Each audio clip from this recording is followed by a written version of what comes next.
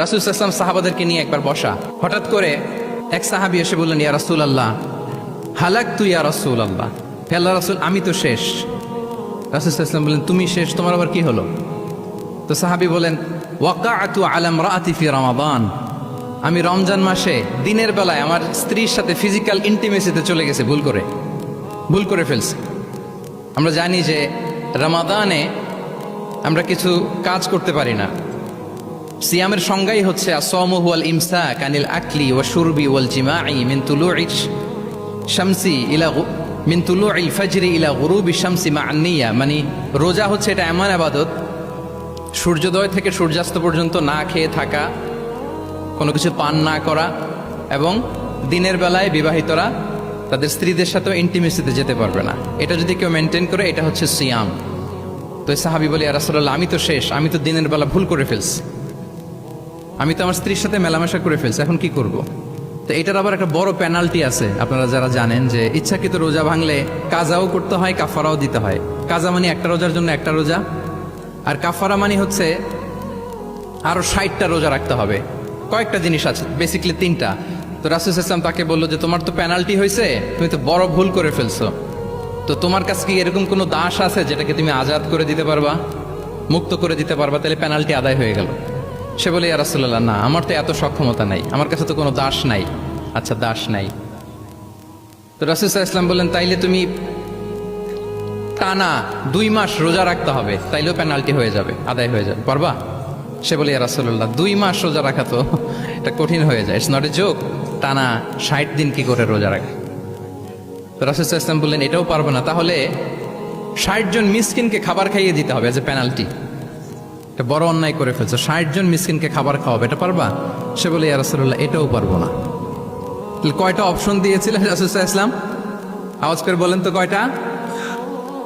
একটাও উনি পারবে না। দাসও আজাদ করতে পারবে না, 2 মাস রোজাও রাখতে পারবে না, 60 জনকে খাওয়াতেও পারবে না। তো রাসূল সাল্লাল্লাহু আলাইহি ওয়াসাল্লাম বললেন, কিছুই যখন পারবে না, কি আর করা, যাও একটু অপেক্ষা করো, দেখি কি করা যায় তোমাকে নিয়ে। তো রাসূল সাল্লাল্লাহু আলাইহি ওয়াসাল্লাম অন্যান্যদের প্রশ্নের উত্তর দিচ্ছিলেন, সময় যাচ্ছে, হঠাৎ করে রাসূল সাল্লাল্লাহু আলাইহি ওয়াসাল্লামের দরবারে এক ঝুড়ি সাদাকার খেজুর আসলো, এক ঝুড়ি।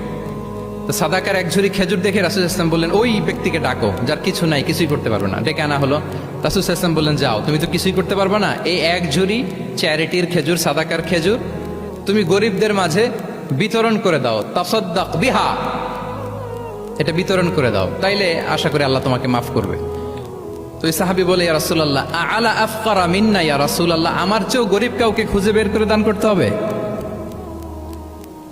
তো রাসূল সাল্লাল্লাহু আলাইহি ওয়াসাল্লাম বললেন, হ্যাঁ, গরিবকেই তো দিতে হবে। তো উনি বললেন যে, রাসূলুল্লাহ পুরো মদিনার তল্লাটে আমার চাইতে গরিব কেউ আর নাই, আমি সবচাইতে গরিব। ফাদাহিকা রাসূলুল্লাহ হাত্তা বাদাত আনিয়াবু, এই কথা শুনে রাসূল সাল্লাল্লাহু আলাইহি ওয়াসাল্লাম হেসে দিলেন। এত হেসে দিলেন যে রাসূল সাল্লাল্লাহু আলাইহি ওয়াসাল্লাম এই পাশের চোয়ালের দাঁত দেখা গেল। এত বেশি হাসেন না উনি, নিজেকে ধরে রাখতে পারলেন না, হাসি আটকে রাখতে পারলেন না। ফাদাহিকা রাসূলুল্লাহ, হেসে দিলেন। হাত্তা বাদাত আনিয়াবু, ওনার দাঁতের এপাশ ওপাশ দেখা গেল। তো রাসূল সাল্লাল্লাহু আলাইহি ওয়াসাল্লাম বললেন, যাও, দাস মুক্তি করতে পারবো না, 2 মাস রোজাও রাখতে পারবো না, তারপরে 60 জনকে খাবারও খাওয়াতে পারবো না, এখন দিলাম চ্যারিটির এক ঝুড়ি খেজুর, এটা গরিবদের মধ্যে দান করে দাও। তুমি বলো যে তোমার চেয়ে গরিব আর কেউ নাই, তো কি করা, যাও তুমি তোমার ফ্যামিলি নিয়ে এটা খাও, তোমার ফ্যামিলির মেম্বার্স যারা আছে এদেরকে নিয়ে এটা কি করো, খাও। দেখেন আমাদের সুবিধা অসুবিধাকে ইসলাম কতটা বিবেচনায় নেয়। আসছিল পেনাল্টি দিতে, কথা বুঝতেছেন আমার? ওই সাহাবী রাসূল সাল্লাল্লাহু আলাইহি ওয়াসাল্লামের কাছে আসছিল কি দিতে, পেনাল্টি। এখন নিয়ে গেল কি, এক ঝুড়ি। আল্লাহু আকবার পড়বেন না?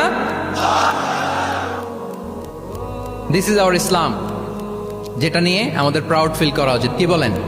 আমাদের যে ধর্ম জ্ঞানের কথা বলে, আমাদের যে ধর্ম মানবতার কথা বলে, আমাদের যে ধর্ম এমন বিধান দেয় যেটা মানতে পালন করতে আমাদের কষ্ট হয় না, বরং আমাদের সুবিধা অসুবিধা বিবেচনায় নেয়, সে ধর্ম নিয়ে, সে ইসলাম নিয়ে আমাদের প্রাউড ফিল করা উচিত কিনা বলেন? শুনি নাই আমি, ইয়েস অর নো?